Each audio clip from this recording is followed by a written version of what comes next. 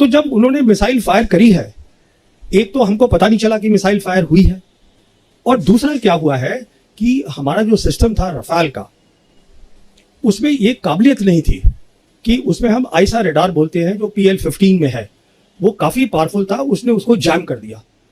तो जो हमारा पायलट था उसको पता ही नहीं चला कि मिसाइल ने मुझे लॉक कर लिया है। एक बार मिसाइल लॉक कर देती है और आप उसको नहीं हटा सकते हैं, डिफ्यूज कर सकते हैं, इट विल गेट यू।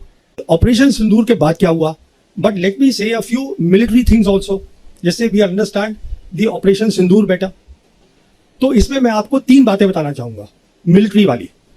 पहली बात, starting from the first war of Kashmir, जब लड़ाई हुई हिंदुस्तान पाकिस्तान की, एक सीज फायर लाइन बनी थी 1 जनवरी 49 को।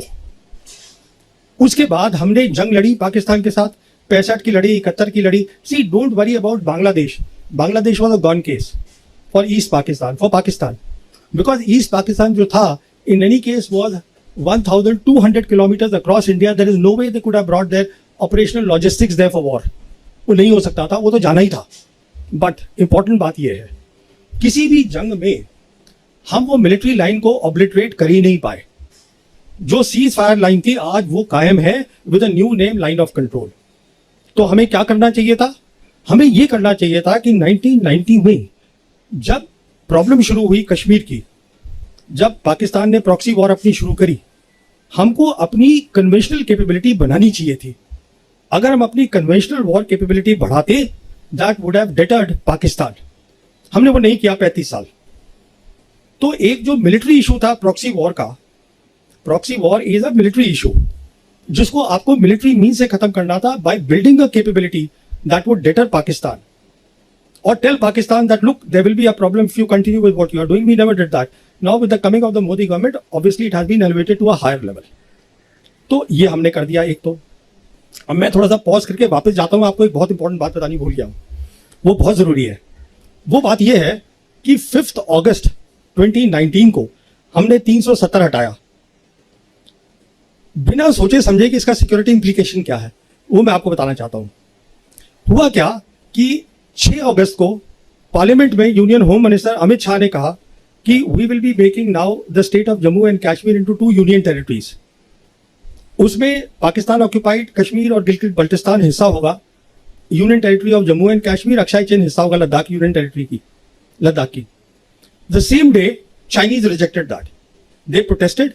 They said Akshay Chin is with us. It was always with us. You can't show it on your maps, new maps, as part of the Ladakh Union Territory.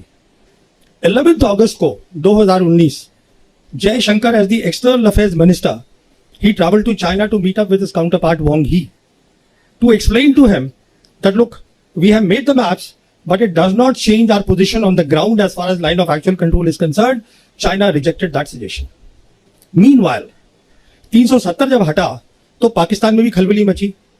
The then Prime Minister Imran Khan and the Army Chief Bajwa, General Bajwa, they both went to China to confabulate with the leadership there. Xi Jinping gave personal time to General Bajwa और उन्होंने general Bajwa को ये कहा कि आप development पे focus करिए। मुझे ये बात ऐसे पता है कि अप्रैल 2022 में पाकिस्तान की जो सरकार थी उस समय इमरान खान की, they released their first national security policy and I was one Indian they had invited there. तो वहाँ प्राइम मिनिस्टर भी बोले, वहाँ आर्मी चीफ भी बोले, उसके बाद आर्मी चीफ और मेरी बातचीत हुई। तो मैंने उनसे पूछा, मैंने कहा जी आपकी नेशनल सिक्योरिटी पॉलिसी है, it all talks about connectivity and development, what about the Kashmir issue? So he told me that I had a long meeting with Xi Jinping and Xi Jinping told me personally that you focus on development. What Bajwa did not tell me is that Xi Jinping also told him जहां तक सिक्योरिटी का ताल्लुक है पाकिस्तान की, we take responsibility for that. तो हुआ क्या, अगर हम लोगों ने ध्यान से देखा होता तो 2 चीजें होनी शुरू हो गई 2019 से। On the political side, the entire Chinese leadership, Xi Jinping downwards, they kept saying that we will support Pakistan security and sovereignty. खुलेआम बोलते थे वो, हमने उसको नजरअंदाज किया। दूसरी तरफ the Pakistan Air Force and the PLAF, PLA Air Force, they started doing advanced exercises 2019 से शुरू कर दी। काराकोरम में करते थे, वो जो हमारा कॉम्बैट एरिया वहां उन्होंने शुरू करा, हमने उसको ध्यान ही नहीं दिया। नॉट ओनली दैट, उस समय से क्या देखा हमने 2021 के अंदर, उन्होंने पाकिस्तानी ऑफिसर्स को अपनी वेस्टर्न थिएटर कमांड में एम्बेड कर लिया। Western theatre command is responsible for Arunachal Pradesh. कहने का मतलब ये है जो उनके इंपॉर्टेंट जितने भी मिलिट्री ऑर्गेनाइजेशन थे वो उसका हिस्सा बना लिया उनको, so that they better understand how to tackle India. हमने सब चीज को देखा ही नहीं बिल्कुल।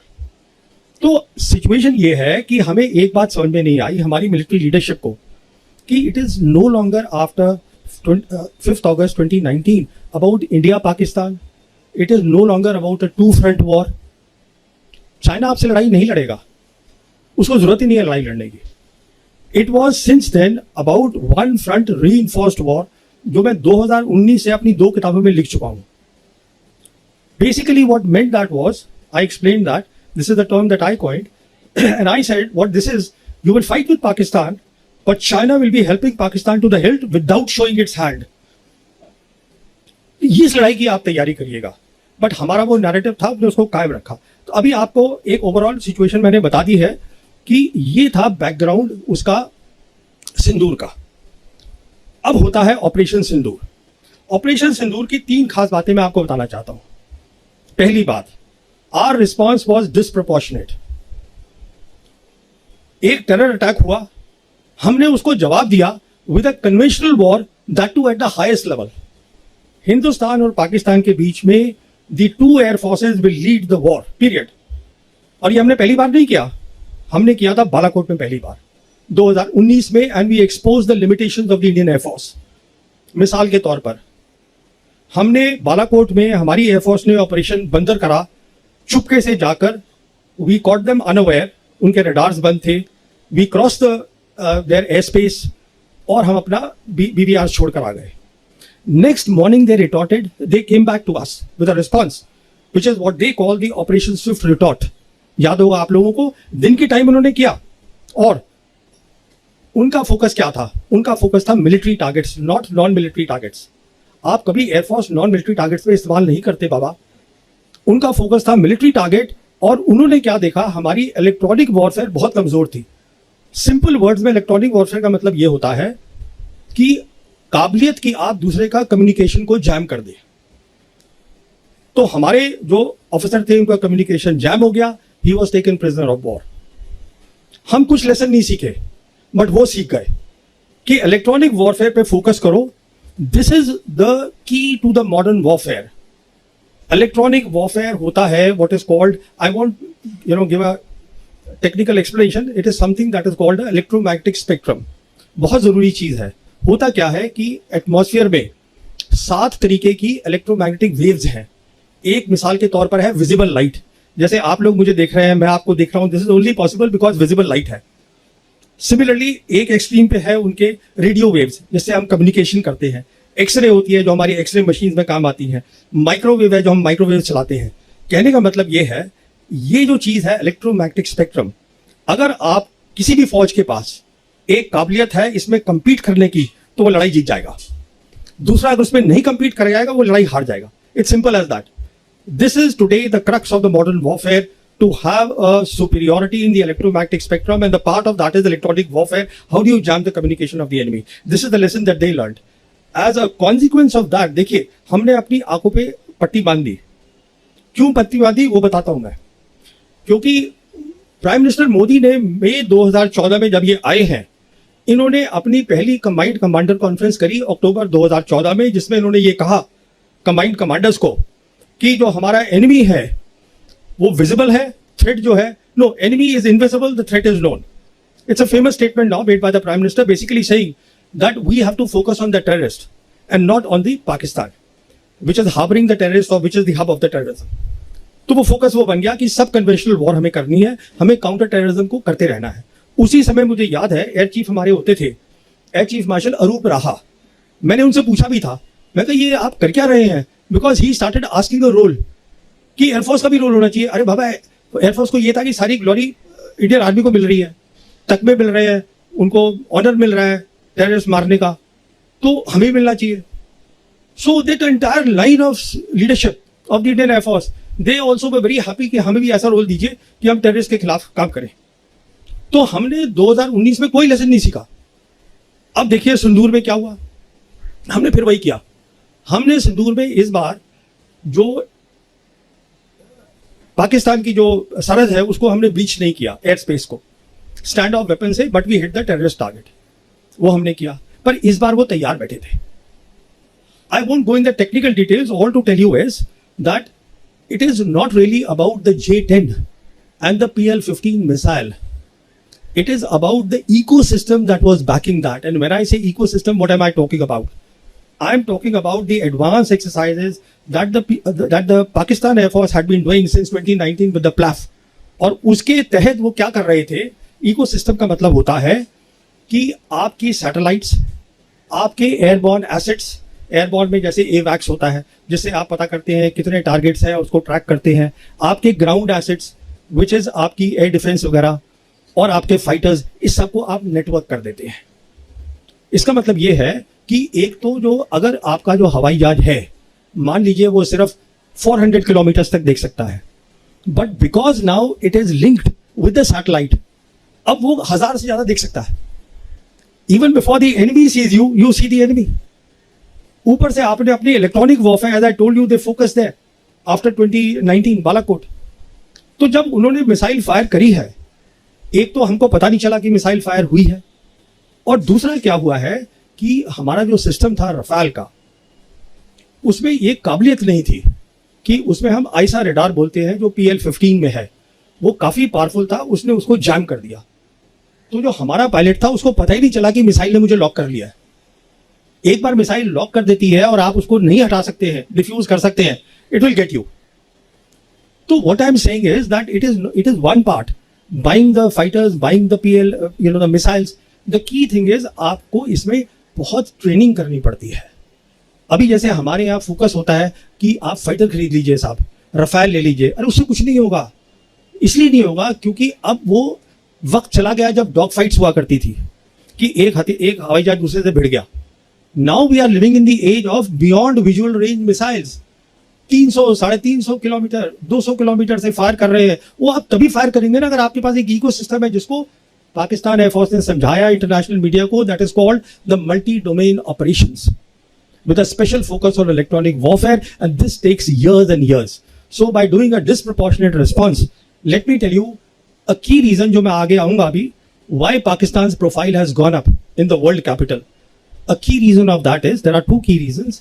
One is that they saw that the Pakistan military has emerged out of this 4 days of Operation Sindoor as a peer military competitor of the Indian military. बहुत बड़ी बात है, ये पीयर कॉम्पिटिटर उनको दिखाई दिया। तो उनकी जो मिलिट्री पावर की जो वो थी, औकात थी, वो बहुत बढ़ गई। They have the military power. And the second thing that the world saw is that the Chinese stood by them. Chinese are the people who had the gumption to walk the talk. बहुत बड़ी बात है। तो पहली तो ये बात हुई, डिस्प्रोपोर्शनेट रिस्पॉन्स से हमने अपनी इंडियन एयरफोर्स की काबिलियत को दिखा दिया, और हमारे लॉसेज हुए हैं। I don't want to go into those losses at this stage. तो कहने का मतलब ये है कि आप जो हम बोल रहे हैं, देखिए, we have to be objective about things, और ऑब्जेक्टिविटी हमें ये बताएगी कि अगर आप ज्योग्राफी देखिए पाकिस्तान की ज्योग्राफी ऐसी है जो इलोंगेटेड है, उसमें डेप्थ नहीं है। उसकी जितनी भी एयरफील्ड्स हैं वो 2050 किलोमीटर के अंदर अंदर है, सारी की सारी मैक्सिमम। और जो हमारा S-400 है, हमारे ब्रह्मोस है, वो उसको इजीली कवर कर सकता है। Now what they have done is they have gone to China, and China is giving them a deadly combination of what is called the J-35A and the HQ-19, which is the air defense system, बहुत powerful air defense system है. It is meant for the IRBMs, intermediate range ballistic missiles, and the KJ-500, which is the airborne assets. So ये एक बहुत बड़ा combination है जो उनको मिल रहा है, and I won't be surprised, वो पैसे वैसे नहीं लेंगे, उसको ऐसे ही दे देंगे क्योंकि उनको फायदा हो रहा है दो तरीके से। एक तो फायदा हो रहा है कि विदाउट फाइटिंग उनके जो हथियार हैं, they are getting operationally validated, उनकी आर्म सेल बढ़ेगी। दूसरा फायदा हो रहा है, they are cutting India to size through Pakistan, बहुत फायदा है।